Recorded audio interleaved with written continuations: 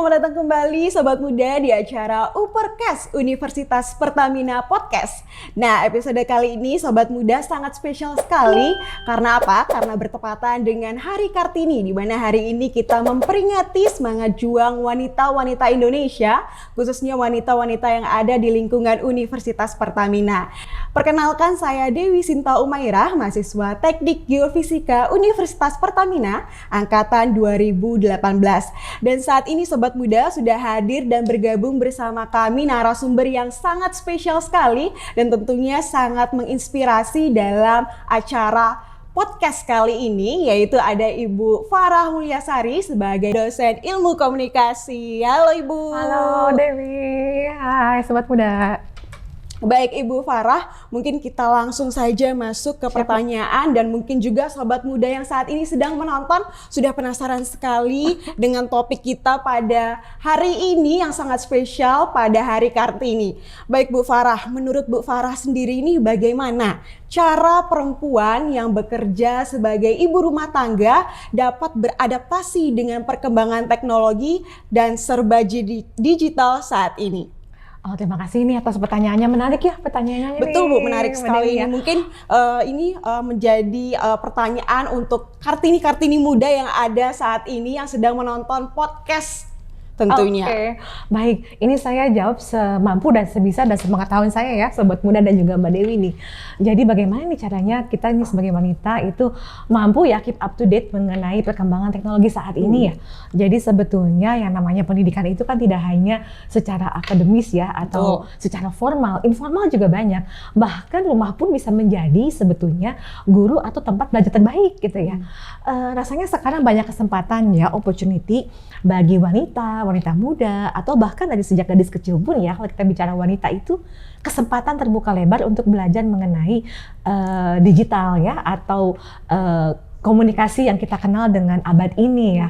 Jadi tidak hanya di ruang lingkup pendidikan formal saja, tapi informal. Di rumah misalnya kita bisa melihat dari segi media masanya atau dari sosial media gitu ya. Atau sehari-hari kita, bahkan kalau ibu rumah tangga pun ya, karena saya juga kan sebetulnya setengah-setengah ya. Jadi ya sebagai wanita, kali di luar juga sebagai ibu rumah tangga. Jadi pasti banyak menggunakan beberapa aplikasi yang memudahkan kita sebetulnya bisa keep up to date dengan perkembangan digital saat ini ya, mulai dari belanja, mempersiapkan rencana, planning keuangan bahkan ya, atau bahkan kita menyusun agenda apa saja yang mesti dikerjakan hari ini gitu.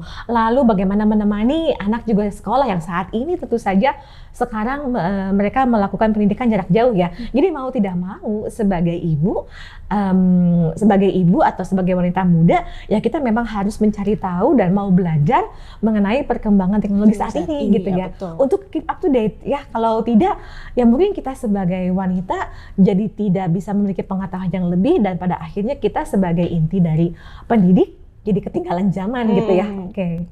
Itu mungkin Mbak Dewi kalau dari saya ya, Sobat Muda juga. Nah itu Sobat Muda, jangan ketinggalan nih untuk terus update dengan mengikuti teknologi saat ini. Perkembangan teknologi di Indonesia sudah sangat pesat sekali ya Bu Farah ya. Kita mau belajar aja sekarang udah banyak platform-platform media digital yang membuka. Ya betul, membuka wawasan ya. Bahkan bukan tadi yang saya sudah sebutkan, tidak hanya di dunia formal ya, informal juga. Misalnya kalau kita di rumah dari sejak bangun tidur sampai tidur juga, itu selalu kita diiringi oleh perkembangan teknologi ya. Betul. Kita mau bangun sudah di set ya, alarmnya jam berapa. Lalu kita mau masak apa hari ini, lihat dulu di YouTube atau lihat perkembangan. Kira-kira apa nih? Mau belanja bisa lewat pesan gitu ya. Betul. Jadi sebetulnya memudahkan kita, tergantung bagaimana kita menggunakannya dengan wise ya, untuk nanti menuntun kita dan meringankan pekerjaan kita baik di luar maupun dalam rumah. Tadi kalau Bu Farah, apa sih yang membuat Ibu untuk memutuskan terus berkarya sebagai peneliti, dosen, dan juga sekarang menjadi pejabat wakil dekan nih? Namun di sisi lain Ibu juga harus membagi waktu sebagai istri dan juga ibu rumah tangga. Bagaimana Bu Farah? Waduh, kalau dengar kata pejabat ngeri ya. Saya sih bukan pejabat ya, atau juga bukan sesuatu posisi ya yang bukan dibanggakan, ini memang amanah ya yang harus kita emban gitu. Namun sebelumnya saya ucapkan terima kasih juga nih kepada tim dari Upercast yang bersedia berkenan mengundang saya, dan saya merasa terhormat ya untuk bisa sharing nih sama sobat-sobat muda, khususnya sobat-sobat wanita muda mungkin ya. Betul sekali. Tapi saya ya coba ingin share pengalaman mengenai tadi ya pertanyaan dari Mbak Dewi ya, bagaimana cara saya membagi waktu ya Betul, antara Bu. pekerjaan di luar secara profesional maupun personal saya sebagai ibu dan istri ya di dalam rumah tangga, dan apa yang mendorong ya. Betul. Jadi kalau pertama, kalau saya bilang mendorong, memotivasi itu mungkin lahir dari diri sendiri ya, bahwa saya sadar harfiah saya itu atau sosok diri saya itu sebagai seorang wanita yang melahirkan generasi-generasi yang akan datang, tentu harus memiliki pendidikan yang bisa mendidik anak-anak saya di rumah sebagai generasi penerus bangsa. Oleh sebab itu saya merasa bahwa bila saya menjadi seorang pendidik pun di rumah, saya harus bisa mencari tahu pendidikan yang lebih, sehingga saya bisa mendidik anak-anak saya minimal meneruskan generasi muda itu ya. Nah, ditambah juga dengan motivasi kedua adalah teamwork ya, tidak lepas dari partner tentu saja ya. Partner di sini mungkin kita bisa sebut partner hidup ya, sobat muda gitu. Jadi partner hidup di sini adalah suami ya, yang mendukung juga bahwa beliau juga setuju bahwa seorang ibu itu memang harus memiliki pengetahuan ya, entah nanti diraihnya dari pendidikan formal maupun informal ya. Jadi walaupun nanti kita bekerja di luar atau di dalam rumah, tetap saja seorang ibu itu adalah seorang sosok yang harus memiliki pengetahuan yang dapat menularkan pengetahuan yang baik ini kepada generasi di bawahnya, yaitu anak-anaknya ya. Minimal itu saja sih motivasi saya ya.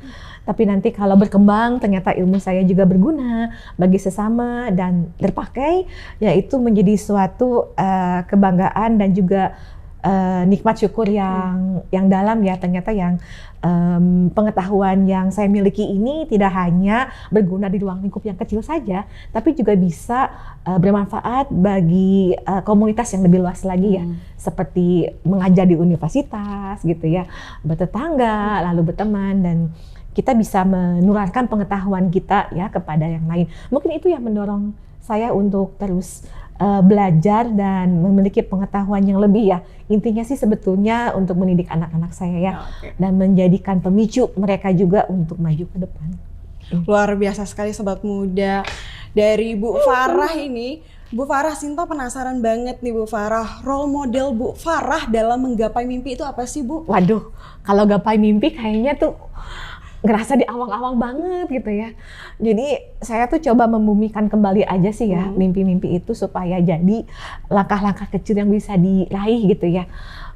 Memang sih mimpi setinggi langit kayaknya klise ya, sobat-sobat muda. Kayaknya sobat-sobat muda juga waktu kecil itu kan pasti punya mimpi ya, pengen jadi dokter ya, dokternya juga khusus, dokter gigi, dokter bedah gitu ya, atau menjadi pramugari gitu. Saya tuh masih ingat zaman-zaman saya dulu tuh mimpinya apa sih gitu ya, pengen jadi apa nanti udah besar gitu ya. Nah, seiring dengan waktu bertambahnya usia, mimpi itu jadi semakin real gitu ya, semakin nyata gitu. Jadi kalau di usia saya seumur seperti ini, mungkin mimpi yang dulunya saya gantungkan setinggi langit, dan harus ya, kalau mimpi kan harus digantungkan setinggi langit. Tapi seiring dengan waktu ya mungkin kita harus juga melihat secara realistis ya, kira-kira langkah apa nih bisa saya tempuh gitu. Jadi kalau role model saya dulu ya waktu misalnya melihat untuk mencapai mimpi yang lebih tinggi itu, saya melihat dari yang terdekat dulu saja gitu, yaitu ibu saya sendiri gitu ya. Jadi saya melihat ibu saya bagaimana pada tahun 70-80-an tetap masih bisa mengurus rumah tangga dengan baik ya, istilahnya mengurus suami, mengurus anak, tapi juga memiliki kesibukan di luar yang juga bermanfaat bagi sekitarnya ibu saya gitu. Jadi sebetulnya saya berangkat mimpi itu dari yang membumi dulu, yang dekat-dekat dulu dari ibu saya, itu role model saya ya saat ini dulu. Tapi sekarang yang mungkin dari segi dunia akademisi dan juga profesional, mungkin sudah banyak kan ya wanita-wanita yang juga cukup mumpuni di karir maupun rumah tangga. Nah, sosok-sosok seperti itu yang mungkin jadi contoh juga buat saya gitu ya, bahwa ternyata wanita ini memiliki banyak sisi, tapi at least 2 sisi yang harus bisa kita pegang, yaitu rumah tangga dan juga dunia profesional kita di luar gitu. Luar biasa Bu Farah, role model pertamanya ibunya sendiri. Sama nih Bu Farah, saya juga role model pertamanya ibu saya sendiri yang menginspirasi hingga saat ini saya menjadi dibentuk karakternya seperti saat ini. Bu Farah, mungkin sobat muda saat ini juga penasaran nih Bu Farah, gimana jadi wanita yang hebat versi Bu Farah agar terus dapat berkontribusi secara maksimal untuk Indonesia yang lebih maju Bu Farah. Mungkin agak berat nih pertanyaan Bu Farah, tapi dijawab berat banget nih Mbak Dewi. Apa ya ini wanita hebat? Karena hebat itu menurut saya itu banyak definisinya dan itu sangat perseptif sekali ya. Hebat itu belum tentu yang hebat di mata saya hebat di mata sobat muda nih ya atau Mbak Dewi sendiri gitu. Jadi apa nih ya definisi wanita yang hebat gitu? Menurut saya wanita yang hebat itu adalah yang bisa memanage dua dunia dia dengan baik ya. Jadi yang bisa memanage dia sebagai kondisi harfiahnya dia sebagai wanita ya, kodratnya sebagai wanita, yaitu sebagai ibu penerus generasi bangsa yang melahirkan putra-putri ya generasi bangsa, sebagai partner juga ya, suami di mana itu seorang imam ya tentu saja, dan juga di satu sisi juga bisa memanage pekerjaan di luar, pekerjaan pribadinya dia ya sebagai kodratnya, yaitu sebagai sisi profesionalisme sisi wanita tersebut. Jadi menurut saya adalah kalau yang hebat itu adalah yang bisa menggabungkan antara pekerjaan atau sifat alamiah kodratnya kita sebagai wanita dan juga bisa menggabungkan juga dengan baik pekerjaannya dia di luar sebagai sosok yang profesional. Oke, begitu sobat muda, bisa menggabungkan antara profesional dengan ibu di rumah begitu ya Bu ya, Farah. Ibu dan istri atau sebagai kodrat wanita ya Mbak Dewi ya. Iya betul. Oke sobat muda, sebelum kita lanjut nih ke pertanyaan berikutnya, Sinta mau kasih informasi dulu nih buat sobat muda yang menonton podcast kita kali ini. Nah saat ini sobat muda, Universitas Pertamina sedang membuka pendaftaran, yaitu ada 2 pendaftaran. Yang pertama yaitu SNR atau Seleksi Nilai Rapor yang dibuka hingga tanggal 30 April 2022. Dicatat nih sobat, tanggal 30 April 2022 yang merupakan jalur tanpa tes, di mana nantinya sobat muda cukup mengirimkan atau mengupload berkas rapor sobat muda. Nah, yang kedua yaitu jalur ujian masuk online yang dibuka terakhir hari ini nih sobat. Terakhir tanggal 21 April. Yuk buruan segera daftar nih sobat muda. Dan juga nantinya ujiannya akan berlangsung di tanggal 23 April. Nah untuk sobat muda yang pengen tahu dan mencari-cari lebih dalam nih mengenai informasi di Universitas Pertamina, sobat muda dapat menemukan informasi lebih lengkap dengan mengunjungi website Universitas Pertamina, yaitu www.universitaspertamina.ac.id, atau sobat muda dapat mengunjungi laman pendaftaran di pnb.universitaspertamina.ac.id, atau sobat muda dapat memfollow IG Universitas Pertamina @universitaspertamina. Yuk sobat muda, catat tuh tanggal-tanggal pentingnya dan segera daftar dan bergabung bersama kami menjadi bagian dari Universitas Pertamina. Catat tanggal penting ya. Oke sobat muda, kita lanjut lagi nih ke pertanyaan berikutnya ya Bu Farah ya. Baik. Oke. Itu maaf Mbak Sinta atau Mbak Dewi nih? Ada 2 nama nih. Mbak Sinta aja mungkin. Oke, ya. siap. Oke. Lanjut Bu Farah, kita ke pertanyaan berikutnya nih. Bagaimana peran teknologi dapat membantu Bu Farah dalam kehidupan sehari-hari, terutama sebagai ibu dengan putri-putri yang mulai beranjak dewasa, Bu? Oh iya, betul sekali nih ya. Jadi kalau untuk saya pribadi memang perkembangan teknologi ataupun non teknologi saat ini sangat bermanfaat ya, sangat membantu bagaimana merekatkan hubungan saya sejak jarak jauh ya dengan anak-anak maupun dengan suami saya ya dan keluarga gitu intinya. Jadi pertama sangat penting, sangat krusial, dan itu tidak lepas dari kehidupan saya sehari-hari ya. Jadi yang tadinya jarak itu memisahkan ya sebetulnya, tapi dengan teknologi yang ada saat ini tuh malah makin mendekatkan gitu ya. Bahkan mungkin kita bisa melihat saat ini apa yang keluarga sedang lakukan, keluarga juga bisa melihat apa yang sedang saya lakukan gitu, sehingga dalam membentuk hubungan, membina hubungan keluarga ya, atau komunikasi antar pribadi antara anak dan ibu, ibu dan suami ya, ibu dan ayah, ayah dan istri gitu ya, atau bahkan bersama-sama kita melakukan video call bareng-bareng, itu sebetulnya tidak terbatas ya. Jadi sebetulnya penggunaan teknologi ini tidak membatasi kita untuk tetap membina hubungan sekalipun jarak fisik memisahkan. Oke. Peran teknologi ya luar biasa yang saat ini ya Bu Farah ya sudah berkembang pesat, jadi yang jauh menjadi dekat begitu Bu Farah ya. Betul, jadi tidak perlu, maksudnya jarak itu memisahkan secara fisik ya, ternyata teknologi bisa mendekatkan si jarak fisik yang jauh ini. Oke, selanjutnya ini Bu Farah, bagaimana pendapat Bu Farah terhadap stigma yang masih ada di Indonesia kalau perempuan tuh nggak perlu sekolah tinggi-tinggi, karena perempuan juga ujung-ujungnya nih ke dapur nih Bu Farah, nggak usah kerja lah, diem aja di rumah, toh suami juga yang bekerja dan juga menghasilkan gitu Bu. Gimana nih Bu? Waduh, ya memang ya kita sering mendengar ya Mbak Sinta stigma-stigma seperti itu ya, bagaimana kita istilahnya bukan meruntuhkan ya, tapi merubah mindset ya, merubah mindset orang-orang bahwa ternyata perempuan ini saat ini tuh tidak hanya harus pintar juga, walaupun itu memang sifat kodrat kita ya, tapi bisa juga berkecimpung di bidang yang lainnya ya. Kan sekarang banyak sekali wanita-wanita yang berkarir ya, atau memiliki kegiatan profesional di bidang sains and teknologi gitu ya, di humaniora, atau bahkan mungkin mengikuti profesionalnya sesuai dengan sifat kodratnya, yaitu caregivers ya, nurse, dokter dan lain-lain. Nah, jadi kalau menurut saya stigma tersebut ya memang tidak bisa kita runtuhkan saat itu, tapi kita memberikan bukti nyata kerja kita gitu ya. Jadi kita untuk mengikis mindset orang-orang ya, bahwa wanita itu memang harusnya berada di tempat seharusnya, dan itu pun banyak perdebatan saat ini ya. Memang zaman dulu memang pekerjaan di rumah itu bagi istri di dapur gitu kan, ternyata tidak ya. Saat ini perempuan juga ternyata sobat muda, walaupun berkecimpung di rumah tangga tidak hanya di dapur, harus bisa juga manjat ini ya, lampu untuk ganti bohlam lampu sendiri gitu ya, lalu membetulkan ban mobil kendaraan kalau misalnya partner kita suami tidak ada di rumah ya enggak. Jadi memang pekerjaan rumah tangga atau istri itu tidak hanya di dapur saja. Itu pun sudah jadi satu stigma mindset yang keliru ya. Bukan di dapur aja nih ya sobat muda. Bahkan sekarang banyak juga nih chef-chef laki-laki ya yang sudah enak-enak masak di dapur gitu. Kita hanya terima beres ya. Alangkah senang indahnya gitu ya. Jadi kalau menurut saya merubah stigma atau mindset itu adalah perlahan dengan menunjukkan bukti kita dengan secara nyata saja gitu ya, bahwa kita pun mampu berkecimpung di bidang-bidang yang dulu tempatnya tak terbayangkan oleh wanita ya pada saat itu gitu. Jadi bukan hanya di dapur, tapi juga di luar dapur ya.